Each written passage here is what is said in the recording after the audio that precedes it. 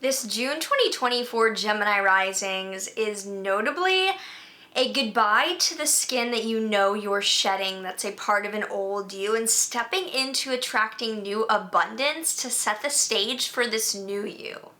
If you're excited to dive into what the astrology, what the tarot cards, and what the oracle deck cards have to say for you and your rising sign this month, make sure that you like, subscribe, and hit that notification bell so you are always up to date with what the stars have in store for you. Hi, I'm Maren. I am a professional astrologer, current philosophy student, and witch proudly out of the broom closet. I combine traditional Hellenistic astrological techniques with modern psychological counseling dynamics in order to provide grounded spiritual guidance. So this month does not have that many major transits, but the transits it does have are really important. So we're going to dive a little deeper than usual into all of these transits for you as a Gemini rising.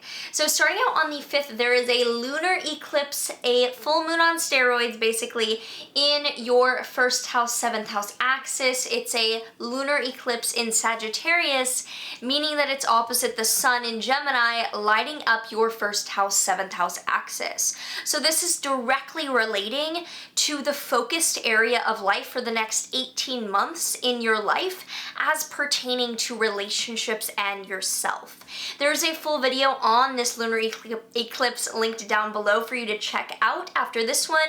I do recommend that you check that out because this is a big cycle that we're entering into, and this specifically has to do with you and something ending or culminating over the next 6 months in relationships to give way to a new paradigm of you and your way of relating to others.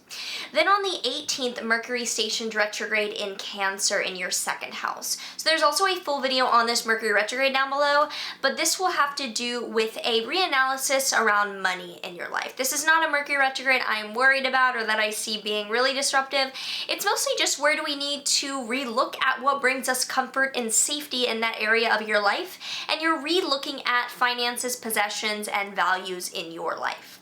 On the 20th, then the sun enters Cancer, further lighting up your 2nd house of finances, possessions, the things that you own. There's a new focus for you moving ahead on really making that safe space for yourself by attracting in abundance and getting really honest about the ways in which you feel comfortable receiving and making money. On the 21st, there is then a solar eclipse, a new moon in your Cancer 2nd house. So there's another full video on this solar eclipse down below. This especially is like a new beginning of a final goodbye type of energy because it's asking so clearly for a new stage of emotional security to be set for you financially based on the new focus that you have in self-development. Like you are laying the stage, investing in yourself. I wouldn't be surprised if you invest in like a workout program or a self-development course or something along the lines of building you up, because this is such an important summer for you specifically with the nodes now in your signs. On the 25th, Venus will then station direct in your Gemini 1st house. So over the past few months, you have definitely been thinking about your values and reanalyzing the way in which you value yourself, really turning inward and looking at what it means for you to practice self-care, to be fully embodied, and to show up authentically. With Venus stationing direct in your 1st house, you're now ready to move ahead with those realizations made and make the decisions that maybe you had been pondering regarding your physical appearance for a little while. On the 27th, Mars enters your Aries 11th house. So Mars entering Aries for around the next 6 months for the rest of 2020, it's going to be in Aries.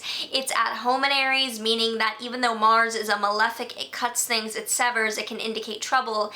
It is with a lot of resources to do the best job it can in putting its knife sword's edge to good use. So this could mean that you are eliminating extraneous friendships, you are cutting people out of your life in a loving way, fingers crossed. If they no longer serve you, you're cutting ties to groups and organizations that don't support you, and it could be a time over the next part of the year where you are weeding out where your energy leaks around other people.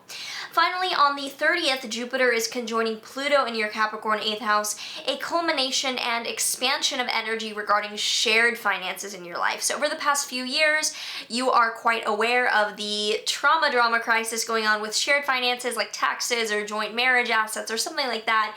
This is a year-long paradigm you're aware of, and this will just be nearing the end of June, a time when that crisis is another high point, and just something to be aware of, to let it ebb and flow and know that some of the culmination will be happening this month, but it's a new stage to be set of you going at this alone, empowered as who you know you are. So if you have any thoughts coming up, any stories coming up you want to share, any thoughts you have with your chart in these transits, let me know down below. I would love to hear from you.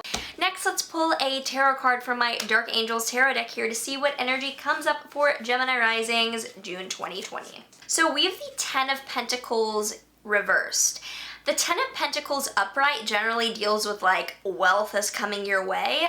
So Ten of Pentacles reversed can mean that you're not fully aware of how long you have to go to receive the fruits of your labor. It doesn't necessarily mean that nothing you're doing is paying off. It simply means that you could be like blind to the route of impact, or that you are not considering the full fruition of consequences. It just asks for a reanalysis of the way in which you're going about getting things done, which, as you're setting the stage for a new financial paradigm, you know, makes a lot of sense.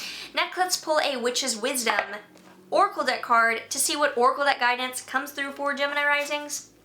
We have Herbal Kitchen Alchemist. This is a fairly new deck for me. I have not pulled this one yet. Let's see what comes up. Mixing, making, stirring, brewing, boiling, baking, frying, stewing, collecting plants and herbs to use, selecting carefully now to choose. The magic is worked with harm to none, so mote it be there it is done.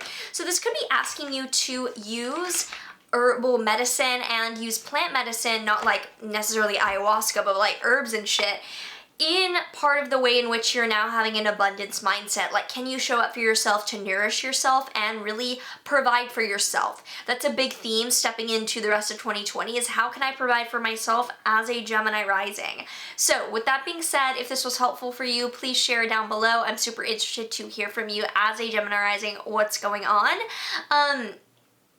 Make sure you like, subscribe. Make sure to like, subscribe, check out Rashi down below, check out my private readings down below. I'd love to read for you if you are feeling it coming up.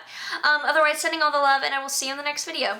But there is one thing you're all